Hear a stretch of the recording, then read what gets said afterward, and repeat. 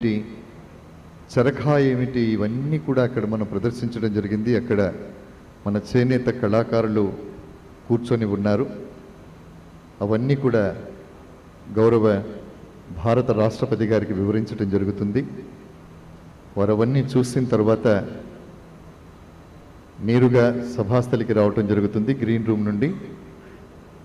ఆ తర్వాత మన గౌరవ ప్రిన్సిపల్ సెక్రటరీ గారు మాన్యశ్రీ Jayesh Ranjan IAS, handloom and textiles, వారు సభా కార్యక్రమాన్ని నిర్వహిస్తారు. నేను చెప్పినట్టుగా దయచేసి మనం అందరం కూడా మన మొబైల్ ఫోన్స్ని సైలెంట్ మోడ్లో పెడదాం. స్విచ్ ఆఫ్ చేసుకుంటే చాలా ఉత్తమం. ఎవరు లెగటం కానీ, నిలబడటం కానీ, మాట్లాడుకోవటం కానీ అట్లాంటివి ఏమీ చేయకూడదు. ముందు నుండి మనం చెప్పుకుంటున్నాం, అత్యంత ప్రతిష్టాత్మకమైనటువంటి కార్యక్రమం ఏదైనా ఉంటుంది అంటే అది భారత రాష్ట్రపతి పాల్గొనేటటువంటి కార్యక్రమం మాత్రమే. అక్కడ ప్రవేశం మీద నియంత్రణ ఉంటుంది, మన చేష్టల మీద నియంత్రణ ఉంటుంది, మన హావభావాల మీద, మనం చేసేటటువంటి ప్రతి యాక్షన్ మీద కూడా ఒక నియంత్రణ, ఒక ప్రోటోకాల్ ఉంటుంది. ఎందుకంటే ఈ కార్యక్రమానికి వచ్చేది, ఈ ప్రాంతానికి వచ్చింది ఈ దేశ ప్రథమ పౌరురాలు.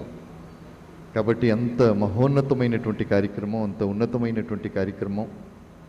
పోచంపల్లి ప్రాంతానికి ఒక రాష్ట్రపతి రావడం నిజంగా ఈ ప్రాంతవాసులుగా మనం అందరం గర్వించదగ్గ విషయం.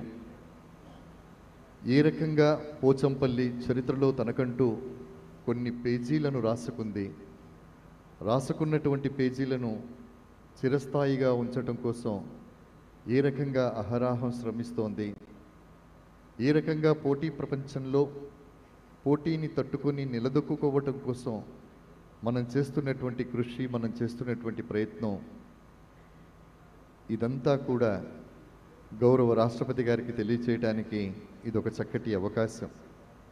వీరి పర్యటన తరువాత ఈ ప్రాంతానికి ప్రపంచ పటంలో మరింత ప్రత్యేకత దక్కుతుంది అనడంలో ఏమాత్రం సందేహం లేదు. మనం సాధిస్తున్నటువంటి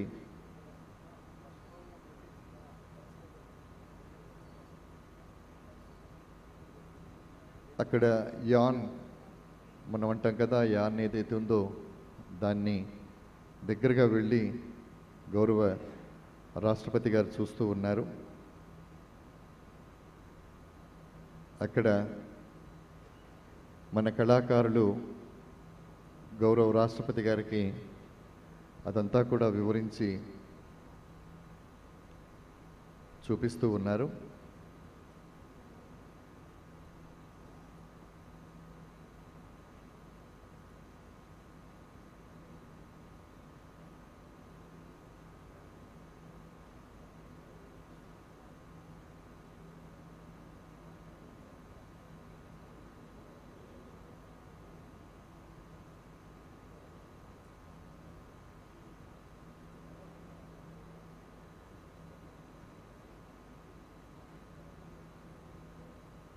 ఒక్కొక్క స్టాల్ని తిరిగి చూస్తూ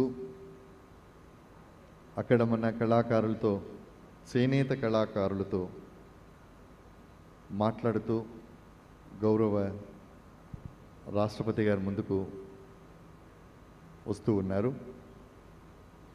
ఒక రాష్ట్రపతికి ఆతిథ్యం ఇచ్చినటువంటి రోజుగా చరిత్ర పుటల్లో డిసెంబర్ నెల 2023 20వ తారీఖు బుధవారం చిరస్థాయిగా ఉంటుంది అనడంలో ఏమాత్రం అతిశయోక్తి లేదు.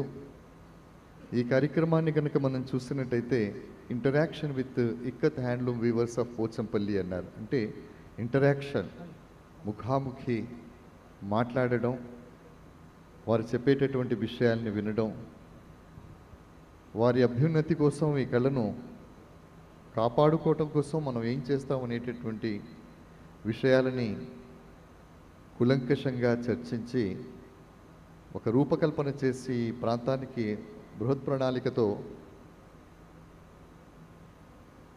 ముందుకు వెళ్ళటం, ఇట్లాంటి కార్యక్రమాలు ఈరోజు ఈ కార్యక్రమం తరువాత జరుగుతాయనడంలో ఏమాత్రం అతిశయోక్తి లేదు. ప్రాంగణం లోపల ఎక్కడ చూసినా కూడా మన వారసత్వం, మన కళ ఉట్టిపడే విధంగా రూపొందించినటువంటి ప్రతి డిజైన్, ప్రతి పోస్టర్, ప్రతి ఫ్లెక్సీ, వీటన్నిటిలో కూడా ఎంతో సృజనాత్మకత కనబడుతోంది, ఎంతో కళాత్మకత కనబడుతోంది. అంతేకాకుండా మన జీవన విధానం కూడా అక్కడ కనబడుతుంది. మగ్గం మీద కూర్చున్నటువంటి ఒక కళాకారుడు, అదేవిధంగా చరఖా తిప్పుతున్నటువంటి ఒక కళాకారిణి, రంగులు వద్దుతున్నటువంటి కళాకారులు, అదేవిధంగా రూపుదిద్దుకుంటున్నటువంటి అందమైన ఆ కళాకృతి, ఆ వస్త్రం, ఇవన్నీ కూడా మనకు కనబడుతున్నాయి. చేనేత కళాకారులు ఎంత ఏకాగ్రతతో పనిచేస్తారు అనేటటువంటి విషయాల్ని కూడా ఈ పోస్టర్ల ద్వారా, ఈ ఫ్లెక్సీల ద్వారా మనం చూడవచ్చు. వేదిక ముందు మనకు కుడి చేతి వైపు ఉన్నటువంటి పోస్టర్ని కనుక చూసినట్లయితే ఎంతో అనుభవం కలిగినటువంటి ఒక చేనేత కళాకారుడు తాను నేస్తున్నటువంటి ఆ వస్త్రంలో ఎక్కడ దారం పోగు విరిగిపోకుండా, ఎక్కడా ఎలాంటి అవకతవకలు రాకుండా ఎంతో నిశితంగా గమనిస్తూ ఆ యజ్ఞాన్ని ముందుకు తీసుకెళ్తున్నట్టుగా కనబడుతోంది. వస్త్రం నేయటం, పాట పాడడం కూడా ఒకటే అంటాను. ఎందుకంటే వస్త్రం నేచేటప్పుడు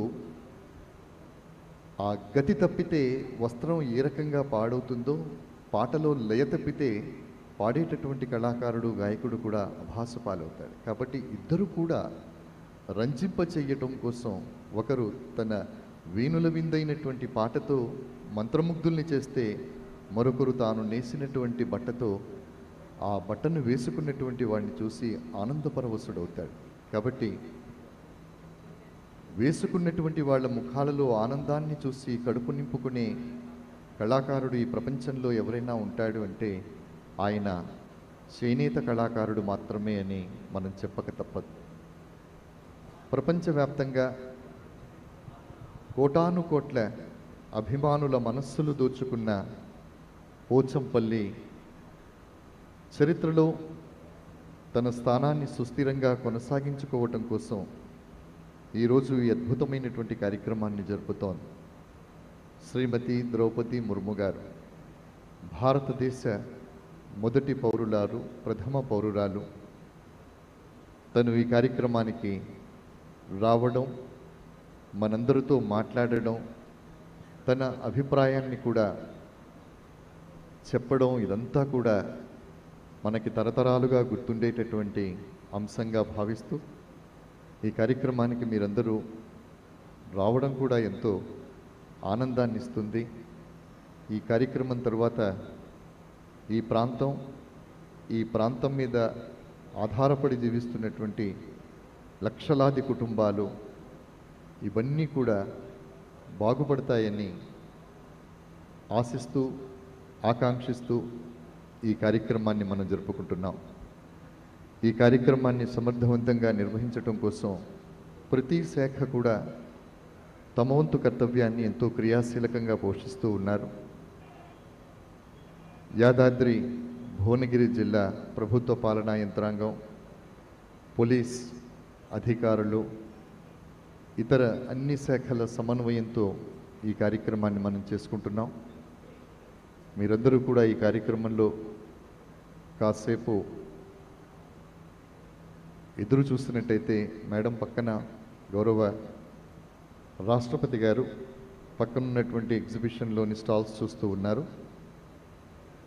ఆ స్టాల్స్ చూసిన తర్వాత వారు మనకు కుడి చేతిని ఉన్నటువంటి గ్రీన్ రూమ్కు వెళ్ళటం జరుగుతుంది. అక్కడ నుండి నేరుగా వారు సభాస్థలికి వస్తారు. సభాస్థలి మీద వారు వచ్చిన వెంటనే జాతీయ గీతాలాపన ఉంటుంది. దానికి అందరూ లేచి గౌరవంగా నిలబడాలి. ఆ తర్వాత ప్రొసీడింగ్స్ అంటే కార్యక్రమంలో ఫ్లో చార్ట్ ప్రకారంగా మినిట్ టు మినిట్ ప్రోగ్రాం ప్రకారంగా ఆ యావత్ కార్యక్రమాన్ని గౌరవ ప్రిన్సిపల్ సెక్రటరీ గారు శ్రీ జయేష్ రంజన్ ఐఏఎస్ గారు, handloom and textiles principal secretary, వారు కార్యక్రమాన్ని నిర్వహిస్తారు. ఇందులో స్థానిక చేనేత కళాకారులతో గౌరవ రాష్ట్రపతి గారు మాట్లాడతారు. ఒక ముగ్గురు కళాకారులు మాట్లాడతారు. వారు మాట్లాడిన తర్వాత గౌరవ ప్రెసిడెంట్ గారు